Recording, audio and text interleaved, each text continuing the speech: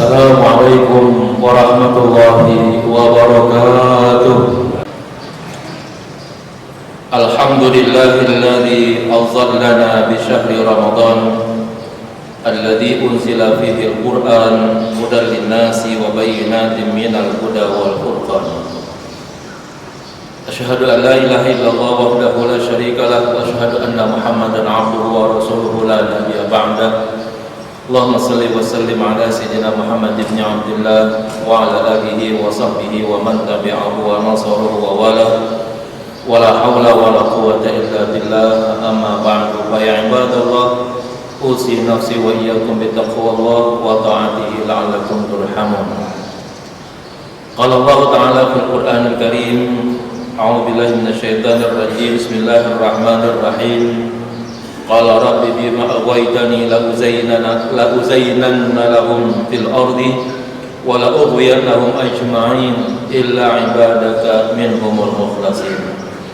Wa qala Rasulullah sallallahu alaihi wasallam, kullu amali ibni adam lahu illa siyam fa innahu li wa ana ajzi bihi. Sadaqallah wa sadaqa Rasulullah sallallahu alaihi wasallam.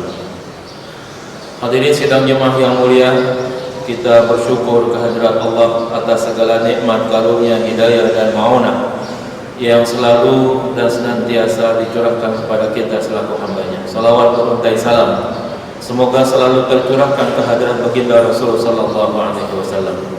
Perkenankan khatib berwasiat berpesan untuk pribadi khususnya dan juga untuk hadirin sekalian, mari kita berupaya untuk meningkatkan kualitas iman dan ketakwaan kita kepada Allah Subhanahu wa taala. Untuk kita jadikan iman yang kokoh, takwa yang kuat ini sebagai bekal yang terbaik untuk kita menjalani roda-roda kehidupan yang masih Allah anugerahkan kepada kita, dengan harapan kehidupan kita menjadi lebih baik dan pantas rasanya manakala kita meninggalkan panggung dunia yang fana ini, kita mendapatkan nilai-nilai husnul khatimah. Amin ya rabbal alamin. Hadirin sekalian, dalam hitungan hari insyaallah kita akan memasuki bulan Ramadan, bulan yang agung, bulan yang penuh berkah, bulan yang di dalamnya ada satu malam yang disebut dengan malam atau Lailatul Qadar. Satu di antara nilai dari puasa adalah ikhlas. Ikhlas yang murni ini disebabkan paling tidak bahwa orang yang berpuasa tidak ada satu indikator eksternal dan internal yang dapat diselidiki oleh orang lain. Kalau kita melaksanakan salat, orang bisa melihat bagaimana kita rukuk, sujud, duduk dan berdiri. Kalau kita bersedekah, orang tahu bahwa kita mengeluarkan harta kita. Paling tidak orang yang menerima sedekah kita. Kalau kita berhaji, kita pergi melaksanakan umroh, jangan-jangan sekampung banyak yang melihat keberangkatan kita. Tetapi kalau ada di antara kita yang berpuasa bercampur dengan yang tidak berpuasa, siapa yang bisa menentukan di antara yang berpuasa dan yang tidak berpuasa? Inilah yang menjadikan akhirnya puasa itu memiliki nilai ikhlas yang sangat tinggi, dan karenanya wajar kalau pada akhirnya puasa itu mampu melahirkan etika kenabian yang disebut dengan etik prapetik, yang dalam Al-Quran disebut sebagai Al-Muttaqin. Pantas kalau pada akhirnya Allah Subhanahu wa ta'ala mencanangkan cita-cita Allah yang paling tinggi kepada orang yang beriman di dalam melaksanakan puasa ini, yaitu lahirnya jiwa-jiwa takwa. Allah menyatakan, ya ayyuhalladzina amanu kutiba alaikumusiyam kama kutiba alal ladzina min qablikum la'allakum tattaqun. Kelebihan lain daripada puasa dilihat daripada sisi ikhlasnya ini adalah bahwa Allah Subhanahu wa taala memproklamirkan diri bahwa satu-satunya ibadah yang langsung menjadi milik Allah, Allah yang langsung menilainya, itu adalah puasa. Salat itu menjadi milik hamba, zakat menjadi milik hamba, haji, umrah dan lain sebagainya itu akan menjadi milik hamba, tetapi puasa itu menjadi milik Allah. Dilihat dari karena keikhlasannya di dalam melaksanakan puasa. Rasulullah dalam hadis qudsinya menyatakan, Allah berfirman, kullu amal ibni adam lahu illa siyam fa innahu li wa ana ajzi bihi. Setiap ibadah yang dilaksanakan oleh manusia itu adalah menjadi miliknya kecuali puasa, karena sesungguhnya puasa itu adalah milik aku dan akulah yang pantas untuk memberikan penilaian kepada hamba yang melaksanakan puasa. Ikhlas ini yang menjadikan iblis tidak akan mampu menembus hamba-hamba Allah. Maka ketika kita melaksanakan puasa, ini merupakan satu latihan yang sangat penting untuk kemudian kita terapkan keikhlasan ini di dalam semua ibadah. Dimulai dari puasa, karena memang puasa tidak ada detektor yang bisa mampu menembusnya, maka diharapkan setelah selesai Ramadan, setelah selesai puasa nanti, semua ibadah memiliki nilai-nilai ikhlas yang sedemikian. Dengan keikhlasan inilah yang nanti pada akhirnya iblis sebagai musuh manusia yang paling nyata tak akan mampu untuk menggoda hamba-hamba yang ikhlas. Allah menyatakan, qala rabbi bima aghwaytani la uzayyinanna lahum fil ardi wa la ughwiyannahum ajma'in illa ibadaka minhumul mukhlasin. Iblis berkata, Tuhanku, disebabkan engkau telah menjadikan aku tersesat, maka aku jadikan kemaksiatan di muka bumi sebagai keindahan bagi pelakunya, dan aku palingkan mereka semuanya kecuali hamba-hambamu yang ikhlas. Hamba-hamba yang ikhlas adalah hamba-hamba yang sulit ditembus oleh iblis untuk kemudian akhirnya iblis mampu menentukan manusia yang mukhlis tersebut. Karena itulah selalu diajarkan di dalam beribadah kita harus menggunakan ikhlas sebagai landasan yang paling mendalam. Namun keikhlasan pun itu masih berada pada posisi telur di ujung tanduk. Sangat membahayakan, sangat memungkinkan orang yang sudah ikhlas pun akan hancur dan akan jatuh. Imam Ghazali memberikan petuahnya kepada kita, an-nasu kulluhum halka illal amilun, wal amilun kulluhum halka illal alimun, wal alimun kulluhum halka illal mukhlisun, wal mukhlisun ala khatarin azim. Manusia semuanya dalam keadaan celaka kecuali yang mau melaksanakan dan mengejawantahkan segala perintah Allah. Yang melaksanakan perintah Allah juga dalam keadaan celaka kecuali di dalam menjalankan ibadahnya disertai dengan ilmu. Dan yang berilmu pun di dalam melaksanakan amalnya akan celaka kecuali disertai dengan ikhlas. Sementara orang yang ikhlas pun berada dalam bahaya yang sangat luar biasa. Hadirin sekalian, terkait dengan keikhlasan ini ada dua posisi manusia. Yang pertama disebut dengan al-abrar, yaitu semua manusia yang mampu melaksanakan ibadah dengan baik, terpenuhi syarat dan rukunnya. Namun sayang, nilai keikhlasannya lenyap. Bahkan di dalam jiwanya masih saja terdapat sifat-sifat buruk. Ada riya, ada ujub, ada sombong, kibir, atau ada dengki, atau ada hasud. Selagi jiwa ini diliputi dengan sifat-sifat buruk, maka ibadah yang manapun tidak akan mampu meningkatkan kedudukan manusia menjadi lebih baik. Dia hanya disebut sebagai orang yang baik saja, orang yang bisa melaksanakan ibadahnya, tetapi hatinya tetap dilandasi atau diliputi dengan kekotoran jiwa. Orang-orang yang seperti ini adalah disebut dengan kelompok al-abrar. Kelompok yang kedua adalah kelompok al-muqarrabin, yaitu orang-orang yang di dalam beribadah melaksanakannya dengan sebaik-baiknya, namun sekaligus berupaya untuk menghilangkan dan melenyapkan sifat-sifat al-muhlikat, sifat-sifat yang mencederai dan menghancurkan ibadah-ibadah. sehingga sudah tidak ada lagi nilai riya, nilai sombong, nilai takabur, nilai hasud, nilai kibir dan lain sebagainya pada diri al-muqarrabin. Dan satu-satunya jalan yang memungkinkan adanya perubahan dari al-abrar menuju kepada al-muqarrabin adalah mengikhlaskan ibadah itu sendiri. Ikhlas inilah yang kemudian akhirnya meningkatkan kelompok-kelompok al-abrar yang kelihatannya beribadah namun tidak ada hasilnya akan meningkat menjadi al-muqarrabin yang di dalam ibadahnya mampu akan mendekatkan dirinya kepada Allah Subhanahu wa taala. Satu sisi yang perlu untuk diberantas habis di dalam proses menuju keikhlasan itu adalah upaya untuk membersihkan jiwa. Proses awalnya adalah dengan cara membersihkan dan mengosongkan perut. Mengosongkan perut ini adalah yang paling aman dan yang paling baik, tidak ada lain adalah menuju kepada puasa.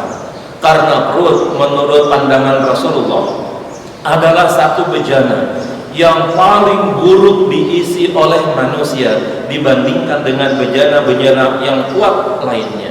Dalam sabdanya Rasulullah sallallahu alaihi wasallam mengatakan, "Ma mala'a adamiyun bi'an syarra min batnih bihasab ibni adam ukulatun yuqimna sulbahu fa in kana la mahalata fa thuluthun li ta'amihi wa thuluthun li syarabihi wa thuluthun li nafasihi."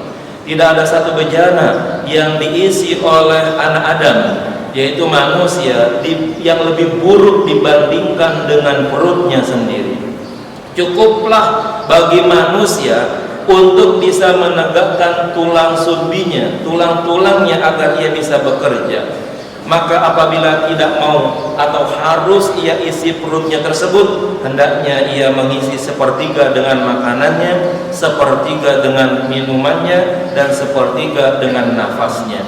Ini merupakan anjuran dari Rasulullah sallallahu alaihi wasallam bahwa sifat atau kriteria mukhlis, kriteria ikhlas sulit ditempuh bagi orang-orang yang selalu memenuhi perutnya dengan makanan dan minuman, lebih-lebih kalau minuman dan makanan tersebut diambil dari barang yang haram. Memenuhi perut dari barang yang haram itu berimplikasi menjadikan perut tersebut menjadi sarang bagi syaitan. Apalagi kemudian darah-darah yang mengalir itu adalah merupakan tempat yang paling baik bagi syaitan untuk mengganggu manusia, yang pada akhirnya sulit untuk beribadah, sulit untuk diajak berbuat baik, karena di dalam jiwanya banyak syaitan yang bersemayam di dalamnya, disebabkan karena diisi dengan hal-hal yang haram, hal-hal yang tidak patut pada diri manusia. Maka Rasulullah mewanti-wanti kepada kita agar jangan sampai kita mengisi perut kita dari barang-barang yang haram, karena nanti pada akhirnya makanan minuman yang haram tersebut akan menjadi darah, dan darah yang haram tersebut akan menjadi kendaraan bagi syaitan untuk masuk ke dalam tubuh kita. Rasulullah menyatakan, "Inna syaitana yajri min ibni adam majrad dam fadayyiqu majariyahu bil ju'." Sesungguhnya syaitan mengalir masuk ke dalam tubuh manusia, yaitu anak Adam, itu melalui aliran darah. Maka persempitlah aliran darah tersebut dengan cara berpuasa, dengan cara melapar-laparkan diri.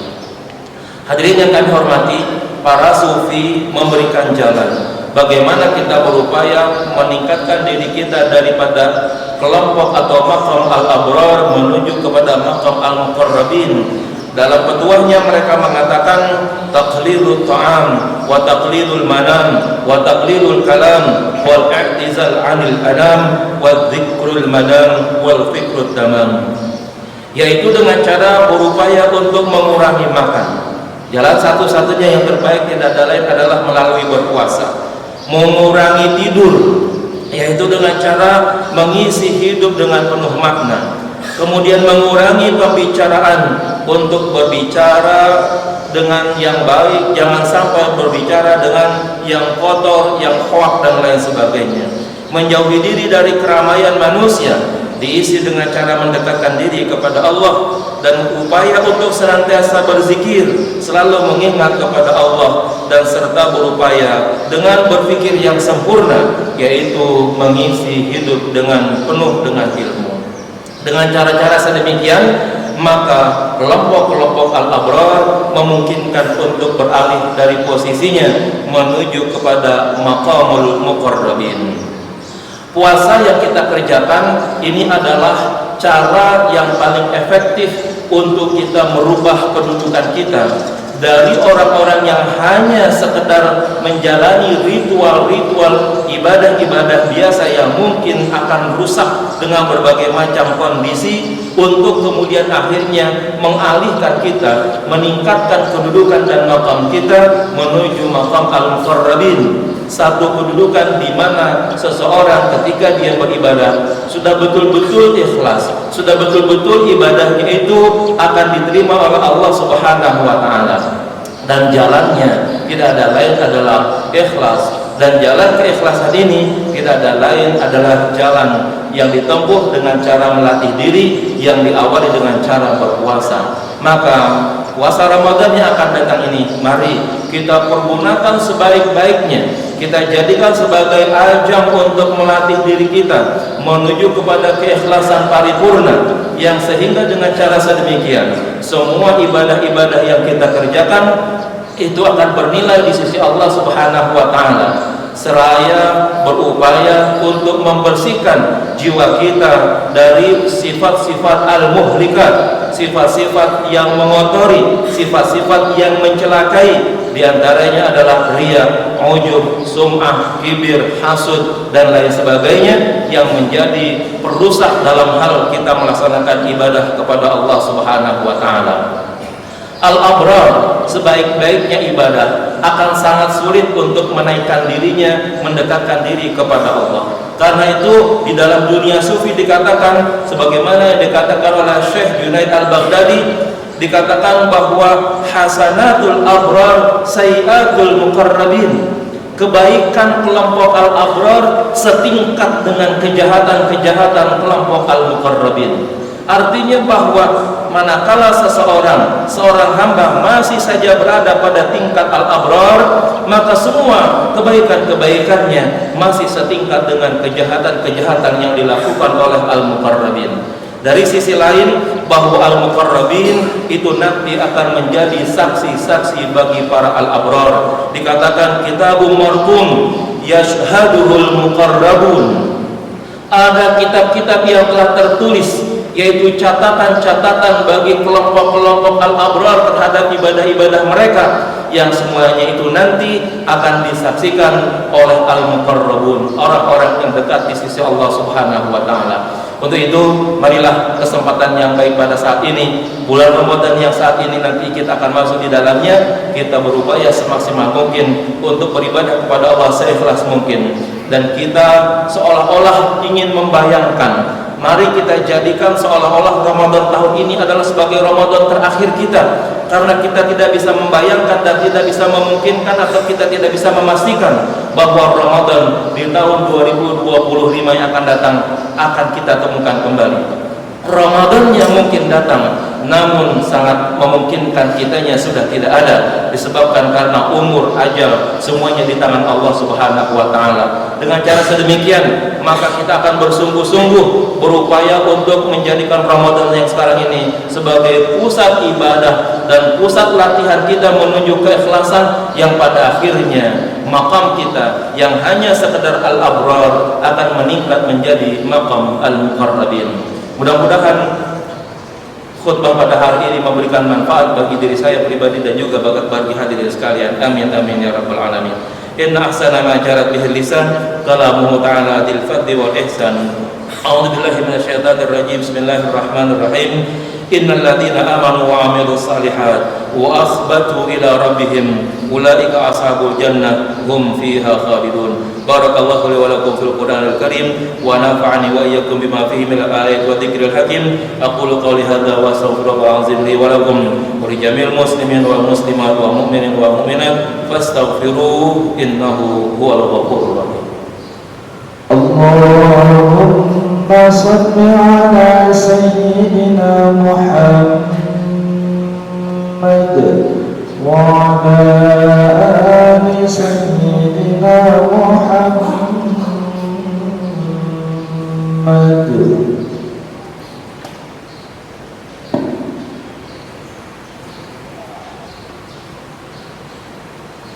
Alhamdulillahil wahidil ahad al-fardis samad alladzi lam yalid wa lam yulad wa lam yakul lahu kufuwan ahad wa lam yattakhidh sahibatan wa la walad. Asyhadu an la ilaha illallah wahdahu la syarika lah wa asyhadu anna Muhammadan 'abduhu wa rasuluhu la nabiyya ba'da. Allahumma salli wa sallim ala sayyidina Muhammad ibn Abdillah al-qa'im bi huquqillah adada ma fi 'ilmillah salatan daimatan bi dawami mulkillah wa ala alihi wa sahbihi ma dhaqatillah wa farajahallah amma ba'du. Fa ibadallah usi nafsi wa iyyakum bi taqwallah wa ta'atihi la'allakum turhamun. Qala Allah ta'ala wa tazawwadu fa inna khayra zadi taqwa wattaquni ya ulil albab.